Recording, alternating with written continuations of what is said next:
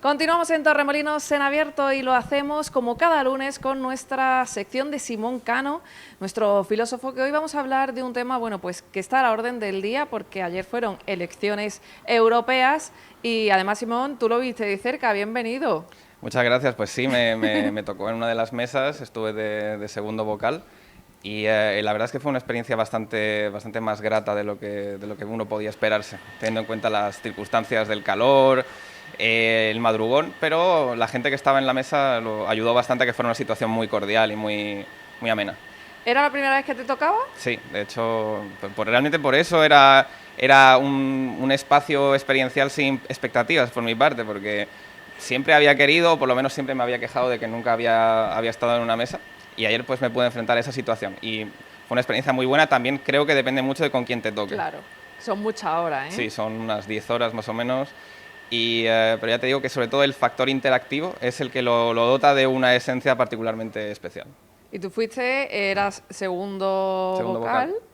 O sea, que cuando vas, que sabes que te ha tocado sí o sí, mira, pero cuando crees que no te va a tocar y te dicen, si te quedas aquí. Claro, es que fíjate, está el presidente y dos vocales, y entonces yo estaba convocado como suplente, segundo suplente del titular del segundo vocal, y no vino ni el titular ni el suplente. Entonces fue una coincidencia, una constelación que se alineó en mi favor, y ahí estuve realmente. O sea, también te permite conocer o ver de cerca a vecinos que hace tiempo que no ves.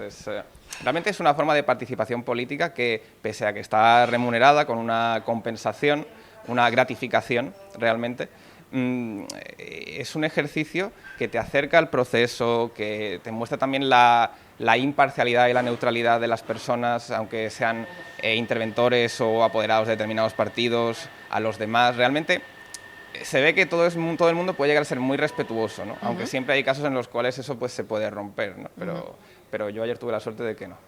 Y es que venimos hablando de esto porque hoy vamos a hablar de la figura del político según Max Weber, ¿no? Sí, Max Weber, que es... Weber, me he venido yo arriba. Bueno, esto en mi clase teníamos un profesor que nos hacía repetirlo, nos corregía. Bien hecho. Sí, no, bueno, es que recuerdo que había un compañero que soltó un rollo muy bueno sobre Max Weber, y entonces el profesor, cuando en el momento en el que él dijo el apellido del autor, se lo corrigió en el instante, ¿no? O sea, toda la parafernalia que había dicho era maravillosa, perfecta, bien dicha, menos el nombre del autor.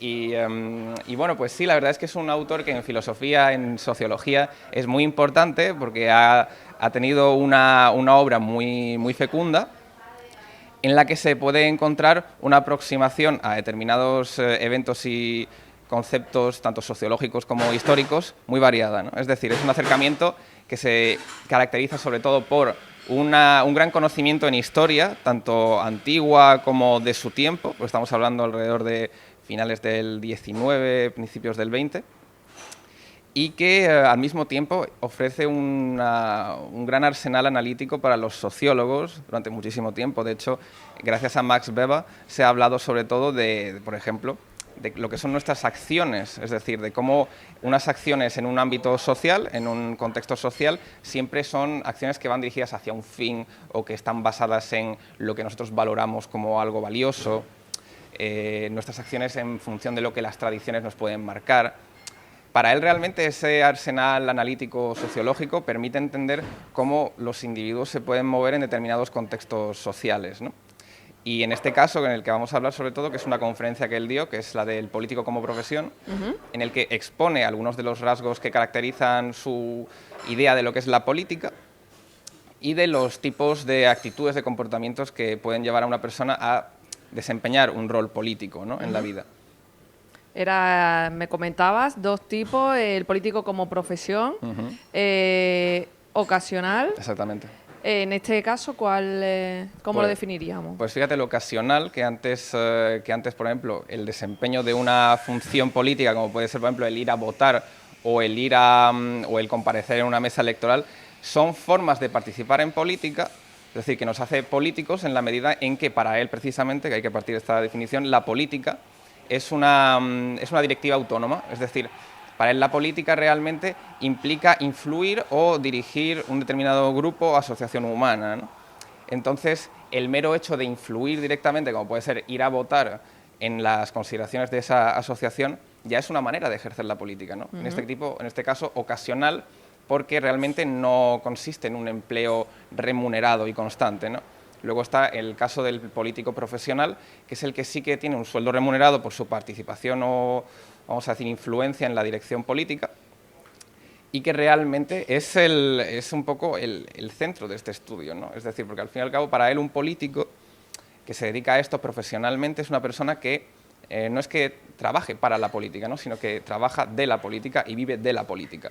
Entonces, en este sentido, para él siempre hay una especie como de baremo escéptico con respecto a cómo el político realmente se está ganando la vida, de dónde está sacando el dinero, ¿no? Para él, por ejemplo, para que un político pueda ser político y que no tenga que depender excesivamente del sueldo que le puede venir atribuido por ser político, debería tener una serie de, vamos a decir, de bienes materiales, un cierto patrimonio que le permita costearse pues, lo que hoy en día podríamos considerar como, por ejemplo, pues, la propaganda electoral, la campaña, y al mismo tiempo tiene que haber desempeñado un trabajo que actualmente no necesite de la comparecencia de su fuerza de trabajo, es decir, que él no tenga que estar presente a la hora de trabajar, porque si no, no podría dedicarle el tiempo que necesita dedicarle a la actividad política, ¿no?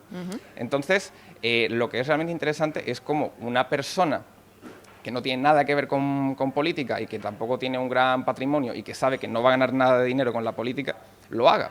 Es decir, un voluntario, un interventor o incluso un vocal de una mesa electoral que, aunque tiene una gratificación, realmente lo único que le obliga es la citación, pero realmente si tiene algún evento mayor la puede denegar. Entonces realmente hay un esfuerzo voluntario por intentar desempeñar esa actividad dentro de la influencia que puede ejercer la política en nuestras vidas, y luego hay otra que lo que realmente pretende pues es generar un modo de ganarse la vida, ¿no?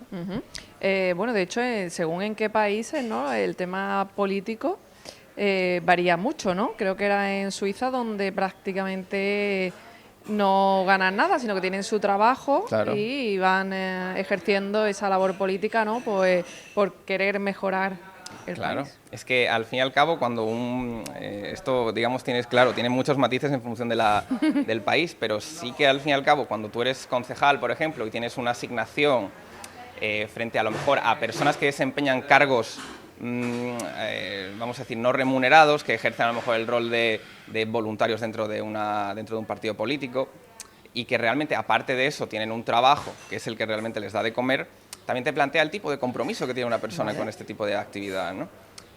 Sin embargo, estas son reflexiones que él postula, ¿no? Pero realmente es muy interesante cómo a lo largo de la historia se han ido incorporando distintos tipos de personas a la actividad política.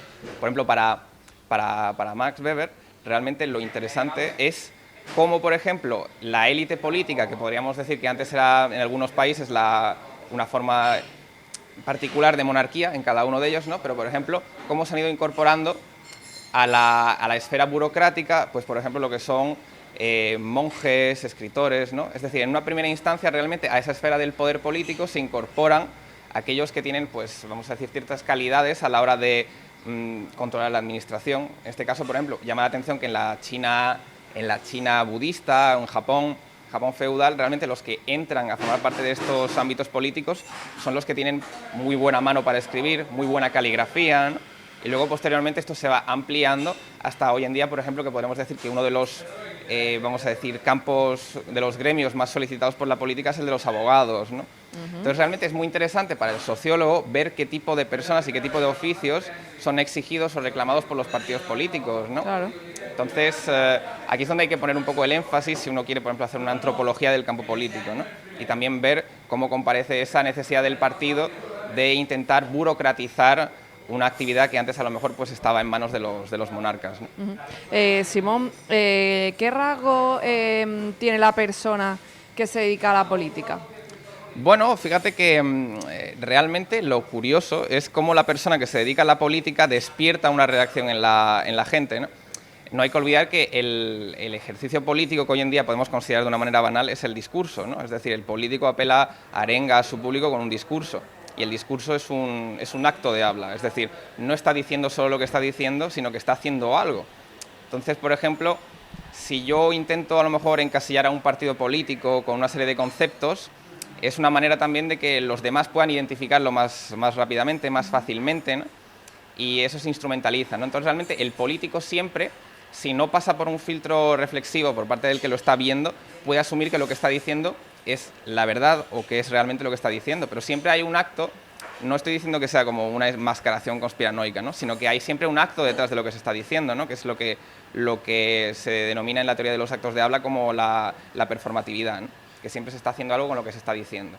Entonces, si tú, por ejemplo, estás arengando contra un partido político, conceptuándolo de alguna manera, esto ya es una manera de para que los demás puedan visibilizar, representar en sus cabezas cómo funciona este partido, ¿no? Entonces, claro, siempre es una política de la confrontación. Por ejemplo, considerando los tipos de electores que pueda haber para Max Weber, por ejemplo, vamos a decir, los electores de tipo rural, estamos hablando también de una Alemania de hace un par de siglos, entonces, pero bueno, todavía se puede extrapolar en la medida en que para él siempre hay cierto escepticismo hacia los nuevos partidos, ¿no? Y que la juventud siempre se siente más identificada con los partidos que están emergiendo de una manera urgente, ¿no?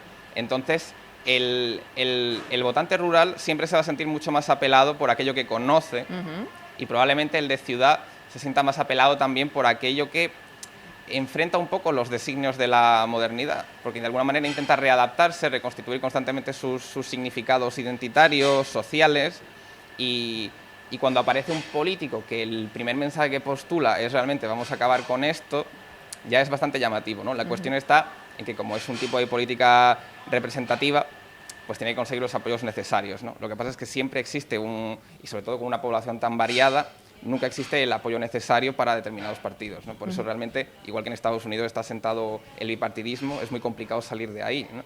O sea, eso se da a nivel casi mundial. Claro, es que al fin y al cabo también hay que ver en qué medida la persona vota por interés y porque cree realmente que su voto funciona, o vota por tradición. Generalmente votamos un poco por la asimilación tradicional de nuestras costumbres a la hora de votar, políticas, cómo se nos ha educado.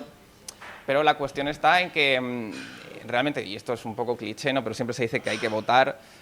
Yo creo que votar es precisamente, si uno parte del análisis del tipo de democracia que tenemos, que es de tipo parlamentaria, representativa, realmente el voto, si uno quiere participar de la política, como dice Max Weber, realmente lo interesante es poder hacerlo a través del voto o a través de los voluntariados, ¿no? Tampoco un desentendimiento de la actividad política.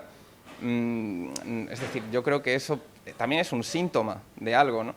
Y que representa un poco esta sensación de que no están amparados por el poder político, pero es que esto se remonta, es decir, los conflictos que hoy en día tenemos son conflictos, o sea, Ortega y Gasset, por ejemplo, ya hablaba precisamente de eso, de cómo el español, por ejemplo, concibe al político, ¿no? Lo concibe como alguien pues, que no hace nada por él y que esto genera como una crisis, de que no sentimos que nos estén protegiendo ni gobernando, pero siempre es así. O sea, siempre cíclico, es así. ¿eh? Es cíclico, las verdades históricas al final se realizan en su momento y es muy complicado salir de ahí. Por eso hay muchos autores y filósofos que dicen que la historia ya ha acabado, porque ya todo lo que queda es repetir y repetir. Bueno, eso me ha dado un poquito de miedo, esa reflexión, Simón. Hombre, a ver, repetir en el sentido de que realmente todo ya parte de unos modelos preestablecidos, ¿no? Unas estructuras, no tanto... porque yo supongo que lo que estás pensando a lo mejor es que se reproduzcan conflictos bélicos que se han reproducido, pero realmente todo esto está contenido inherentemente en lo que somos. Es decir, hay un poder, el poder pues puede no suplir las necesidades de la persona y por lo tanto pues se enfrenta al poder, ¿no? Siempre se apela de una manera muy gratuita siempre a la Revolución Francesa, ¿no? Cuando es un proceso muy complejo, muy complicado que llevaría un montón de detalles poder situar correctamente en un debate. Pero lo cierto es que también para pensar esto, por ejemplo, la gente dice, bueno, y puede haber una guerra civil, una guerra mundial. También hay que ver el tipo de comportamiento y el tipo de personalidad que tiene un individuo biográficamente asentado en la posmodernidad o en la modernidad tardía. No reaccionamos igual ante la violencia, las sensibilidades son mucho más dispares. Realmente no sentimos, ni pensamos, ni nuestra identidad es la misma que la de alguien de hace 100 años. Que efectivamente compartimos miedos y angustias y ansiedades, pero están readaptadas a nuevos contextos. O sea, por ejemplo, hace poco hablaba yo con alguien, y no sé, a lo mejor has tenido alguna conversación en la que has escuchado algo parecido, decía gente que, bueno, es que la mili tendría que volver y cosas así, ¿no? Para endurecer a la gente, ¿no? Pero realmente, a lo mejor el problema no es ese, a lo mejor el problema está en que lo que consideramos dureza o sensibilidad es incompatible con lo que era dureza y sensibilidad de hace 30, 40 años, ¿no? Totalmente. Y este es un poco el conflicto siempre. Siempre la generación anterior va a ver a la siguiente de la peor manera posible, pero Eso esto ya desde el camino. Es así. Simón, pues nos quedamos sin tiempo. Hemos empezado a hablar, creíamos que era un tema que no nos iba a dar juego y al final, mira, nos ha dado muchísimo juego. Ya ves que la filosofía es así. Si uno se queda sin palabras en este tema, no es bueno. Bueno, muchísimas gracias por haber venido una semana más. Igualmente, muchas gracias.